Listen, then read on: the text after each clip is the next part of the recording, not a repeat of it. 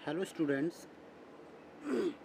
Welcome to my YouTube channel Gurudayal English point.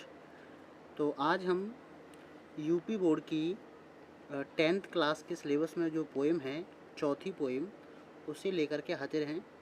आज हम उसका अध्ययन करेंगे, जिसका नाम है the nation builders. The nation builders यानी कि राष्ट्र को बनाने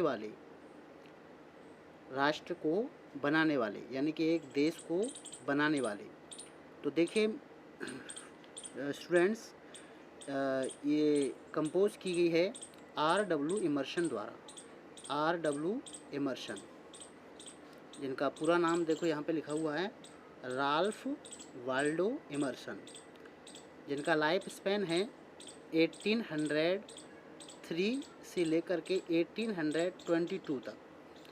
तो देखिए इस पोएम में R.W. इमर्सन ने हमें क्या समझाया है और क्या बताया है, आज हम उसका अध्ययन करेंगे। देखिए पहले हम अबाउट द पोएम के बारे में पढ़ेंगे, यानी कि पोएम के बारे में कि इसमें क्या बताया गया है। तो देखिए कह रहा है कि गोल्ड और मटेरियल, गोल्ड यानी कि सोना, संपत्ति यानी कि सोना है, और या मटेरियल वेल्थ, मटेरियल मतलब जानते हैं आप, जो पदार्थिक, कोई भी पदार्थिक चीज़, और वेल्थ में संपत्ति। कह रहा है कि गोल्ड और मटेरियल वेल्थ यानी कि सोना और पदार्थिक संपत्ति, जैसे पदार्थिक संपत्ति होती है आपकी पैसा, रुपया, ये सब चीज़ें, can not make a nation, यानी कि नहीं बना सकती एक राष्ट्र को ग्रेट, क्या नहीं बना सकती, महान नहीं बना सकती हैं। इट इज़ द पीपुल, ये तो लोग ही होते हैं। इट इज़ द पीपुल यानी कि पीपुल के आगे द लगा हुआ है, तो इसका मतलब वो कौन से लोग, यानी कि जो अच्छे लोग। इट इज़ द पीपुल, यह तो लोग ही होते हैं, हु, जो स्टैंड मीन्स खड़े रहते हैं, ये तो लोग ही होते हैं जो खड़े रहते हैं। कैसे खड़े रहते हैं?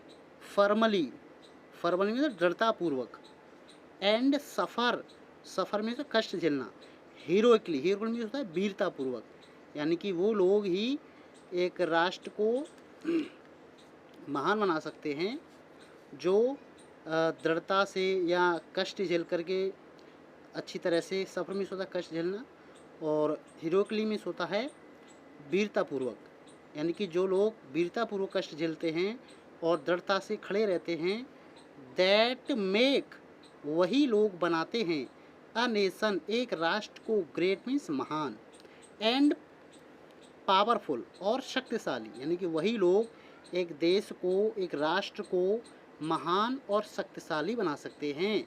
कौन से लोग? जो दृढ़तापूर्वक खड़े रहते हैं और वीरतापूर्वक कष्ट झेलते हैं, यानी कि कष्ट कौन से? जो भी जीवन में जो भी परेशानियाँ आती हैं, जो भी कष्ट आते हैं, उनको झेलते हुए जो अपने लाइफ को सरवाइव करते हैं अच्छी तरह से, उनको। आगे देखिए, दे क्रिएट, ये दे मतलब वही लोग जो दृढ़तापूर्वक खड़े रहते हैं, बहादुर लोग होते हैं, वीरतापूर्वक काम करते हैं, वही लोग क्रिएट, निर्माण करते हैं। क्रिएट मीन्स होता है रचना या निर्माण करना, ठीक है।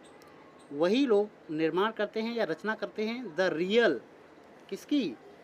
द रियल, एक सच्चे, स्ट्रॉन्ग, मजबूत, बेस मीन्स आधार की, यानी वही लोग रचना करते हैं या निर्माण करते हैं एक सच्चे, रियल में सच्चे, या वास्तव भी कह सकते हैं, स्ट्रॉन्ग में मजबूत, एक वास्तविक और मजबूत बेस में आधार की, ऑन विच, जिस पर, they the building of the nation, जिस पर, the building of the nation, यानी कि राष्ट्र रूपी जो इमारत है, राष्ट्र रूपी इमारत है, कैन बी बिल्ट, बनाई जा सके, टू स्ट्रॉन्ग हाइट, कहाँ तक? एक to great height, height means ऊंचाई, एक लंबी ऊंचाई, एक बहुत बड़ी ऊंचाई तक, जिस पर इमारत खड़ी की जा सके, वही लोग जो है एक अच्छे बेस, मतलब यहाँ कह सकते हैं नींव।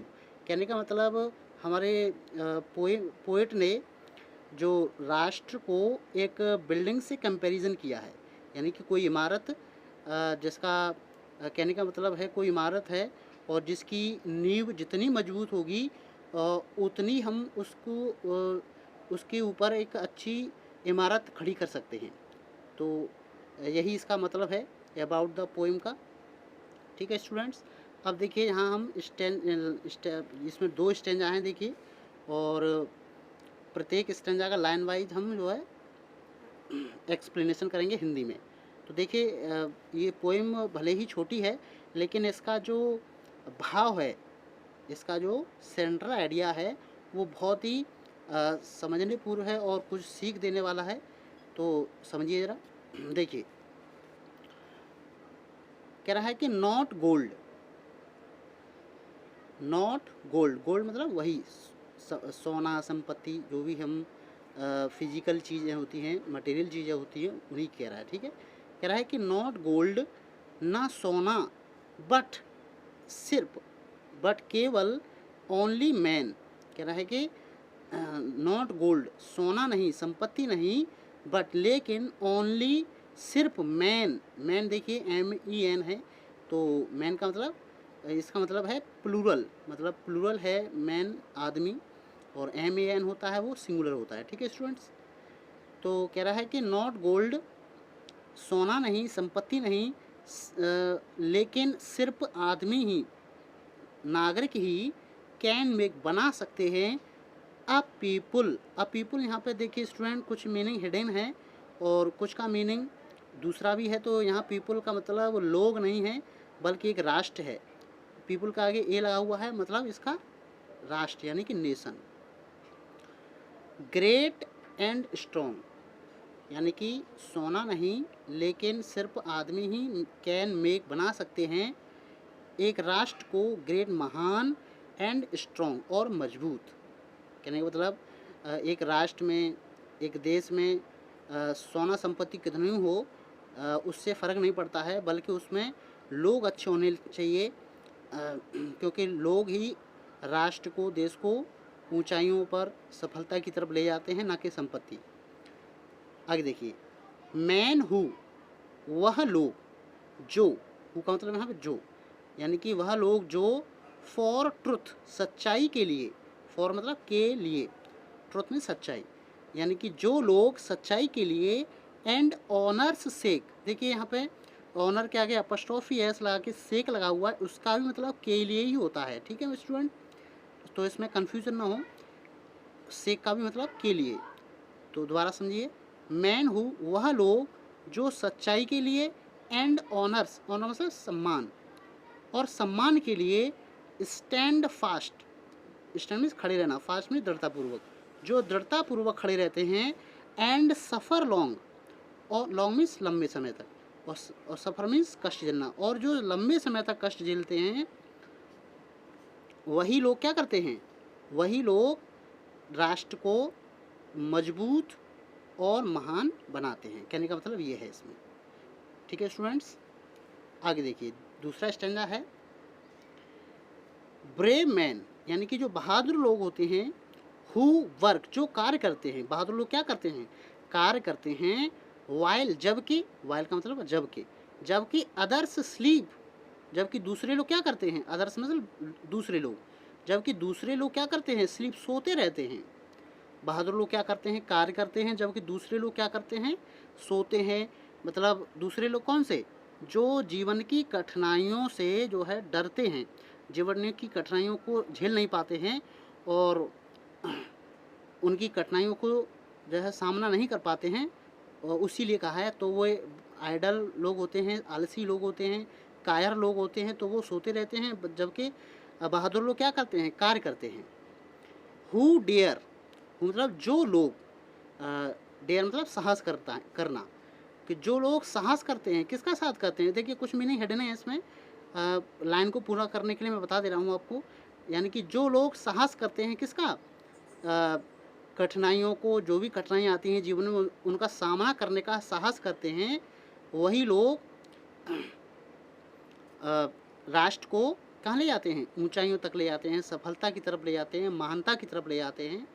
तो दोबारा समझिए, हु डेयर, दूसरे जो लोग साहस करते हैं, वाइल अदर्स फ्लाई, जबकि दूसरे लोग क्या करते हैं? अदर का मतलब यहाँ पे जो आलसी हैं, जो अपनी जीवन की कठिनाइयों को झेल नहीं पाते हैं, वही लोग। वाइल अदर्स फ्लाई, जबकि दूसरे लोग, फ्लाई मीन्स उड़ जाना, यहाँ पे मतलब है भाग जाना। तो दूसरे लोग क्या करते हैं? भाग जाते हैं।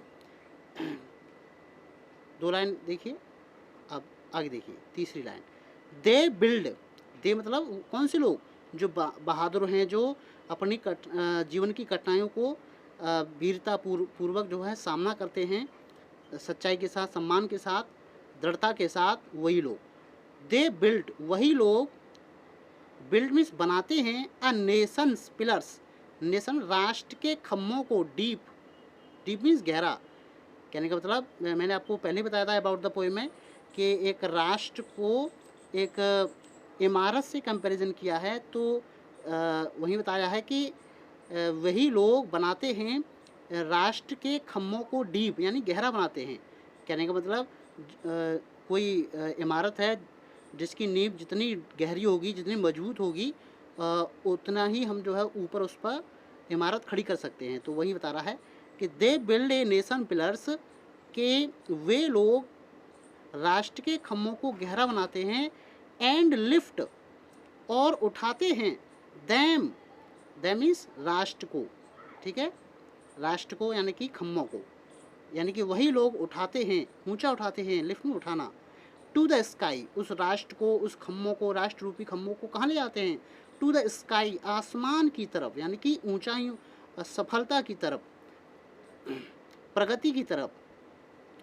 ठीक है स्टूडेंट्स, आई होप को ये आपको समझ में आया होगा, और कोई चीज़ अगर आपको समझ में नहीं है तो कमेंट में ज़रूर बताएं। ठीक है स्टूडेंट्स, ओके, गुड बाय।